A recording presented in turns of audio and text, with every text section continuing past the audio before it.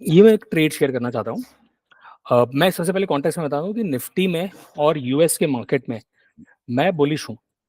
और मेरा पहले मैं बेयरिश था, लेकिन जब मुझे फंडामेंटल ड्राइवर, एक्चुअली लिक्विडिटी सबसे फंडामेंटल ड्राइवर है। लिक्विडिटी अगर बढ़ेगी क्वांटिटेटिव ईजिंग के लिए, या फिर यूएस अपना डिफॉल्ट डेट पे डिफॉल्ट ना होने के लिए लिक्विडिटी बढ़ाएगा, बैंक रिजर्व्स बढ़ेंगे, तो उससे जो पैसा आएगा वो एसेट इन्फ्लेशन कॉज करेगा।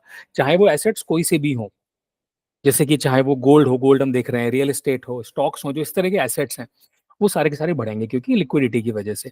तो मैं मोटा मोटा मैं बुलिश हूँ। मेरा टारगेट निफ्टी का है करीब 34,000, 34,000। लेकिन इसका मुझे एक्चुअली ये मैं कैसे बता रहा हूँ कि मैंने अब अगर हम फंडामेंटल्स को हटा दें, जो मैंने फंडामेंटल्स बताए मनी सप्लाई वाले, मैंने कुछ टेक्निकल्स में अपने कैलकुलेशंस, अपनी कुछ अप्रोचेस बनाई हैं, जिसमें मैं गेम थियरी, साइकोलॉजी, मैथमेटिक्स, कुछ ज्योमेट्रिक पैटर्न्स जैसे गैन, फिबोनाची, एलियट वेव्स, कुछ पैटर्न्स होते हैं, ये सबको सिंथेसाइज करके मैंने एक अप्रोच बनाई है, जो भी वर्क इन प्रोग्रेस है। मैं उसको टेस्ट कर रहा हूँ। तो वो अप्रोच, और एक्चुअली अप्रोच बनाना, उसके बाद उसको एग्जीक्यूट करना है। एग्जीक्यूशन में हजारों नुआंसेस होते हैं, क्योंकि एग्जीक्यूशन में साइकोलॉजी भी आ जाती है और थ्योरी भी धीरे धीरे करते करते बनती है। तो एनीवेज, इस थ्योरी के बेसिस पे मुझे मेरा यही प्रेडिक्शन है कि 34,000 बनेगा निफ्टी। लेकिन टाइमिंग की अभी थ्योरी मेरी नहीं बन पाई है, मैं टाइमिंग नहीं बता सकता कब तक होगा। लेकिन इसका मतलब कोई ये ना सोचे कि 50 साल में तो हो ही जाएगा, तो ऐसा भी नहीं होता। वो जो थ्योरी का जो लेवल निकल के आता है, उससे वो रीजनेबल टाइम फ्रेम में वो जल्दी ही अचीव हो जाता है। ऐसा नहीं होता कि वो 50 साल में तो अचीव हो ही जाएगा। कोई स्केप्टिकल या सिनिकल बंदा ऐसे सोच सकता है। तो एनीवेज, मुझे उनसे मतलब नहीं है।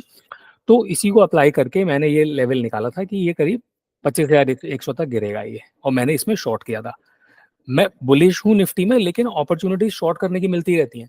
और एक अच्छा स्पेक्यूलेटर वो है जो दोनों साइड का देखे, क्योंकि जो जैसे अगर हम कैश में खेल रहे हैं तो हम खाली लॉन्ग कर सकते हैं, लेकिन अगर हमें शॉर्ट करना आ गया तो हम कभी भी मार्केट में प्ले कर सकते हैं। जैसे गोल्डन अपॉर्चुनिटी थी शॉर्ट करने की, तो मैंने यहाँ पर शॉर्ट किया। मैंने अपना टारगेट दिया हुआ था। मेरा टारगेट एक्चुअली वैसे तो 25,150 के आसपास था, लेकिन फिर मैंने रिवाइज किया, 25,100 के आसपास हम देख सकते हैं। मैंने यहाँ पर जो एंट्री ली वो लगभग इस जगह पे ली, जो काफी लेट हो गई एंट्री एक्चुअली।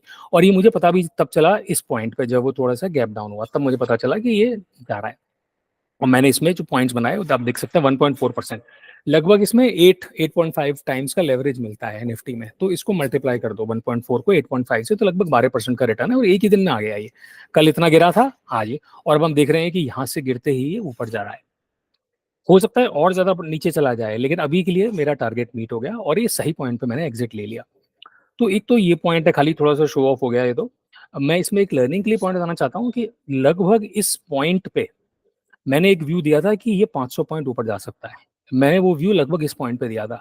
लेकिन फिर क्या हुआ, इसमें जो लर्निंग मैं देना चाहता हूँ वो ये कि कैसे इंसान अपने व्यू में फ्लेक्सिबल रह सकता है, कैसे वो अजाइल तरीके से अपना व्यू दे सकता है। यानी कि मैंने यहाँ पर इस जगह पे जब ये थोड़ा सा यहाँ पर कंसोलिडेट कर रहा था, तब मैंने वो व्यू दिया था। लेकिन फिर वो यहीं पर ही मैं कट गया, मेरा स्टॉप लॉस यहीं पर हिट हो गया। तो जैसे मैंने इसको लिया था स्टॉप लॉस, यहाँ देखेंगे इसका जो लो है वो 755.1 है, और इसको देखेंगे 754.6। इस नंबर पे देखना, राइट, ये है लो नंबर। तो आप देखोगे ये लो अभी क्या दिखा रहा है, 755.1। फिर हम इस पे देखेंगे तो लो क्या बता रहा है, 754.6, यानी कि उस लो को उसने तोड़ दिया। तो ये मेरे लिए रेड सिग्नल था, तो मैंने यहीं पर ही कट गया, बहुत छोटे से लॉस के पास। मैंने यहाँ एंट्री ली होगी, ऊपर गया, उसके बाद इसने, और अच्छा हुआ मैं यहाँ पर कट गया, क्योंकि इसने स्टॉप लॉस हिट कर दिया। देखेंगे नीचे अगले ही दिन ये इतना गैप डाउन हुआ, और उसके बाद से सीधे सीधे सीधे नीचे। तो इसमें एक लर्निंग जो निकल के आ रही है कि मतलब कोई सर्टेनिटी नहीं है मेरी वाली थियरी में। इसमें हमें अपना माइंड अभी भी लगाना पड़ता है और अजाइल तरीके से ट्रैक करना, खास तौर पे तब जब आप एक मार्जिन ट्रेड ले रहे हो। कैश ट्रेड में इतनी जरूरत नहीं, क्योंकि कैश ट्रेड में जो भी लॉस है वो नोशनल है, आप बने रह सकते हो। लेकिन मार्जिन ट्रेड में बहुत नुकसान हो जाता है। मतलब मैंने यहाँ पर एंट्री ली होती तो यहाँ से यहाँ तक अगर, फिर मेरा बहुत तगड़ा लॉस हो जाता।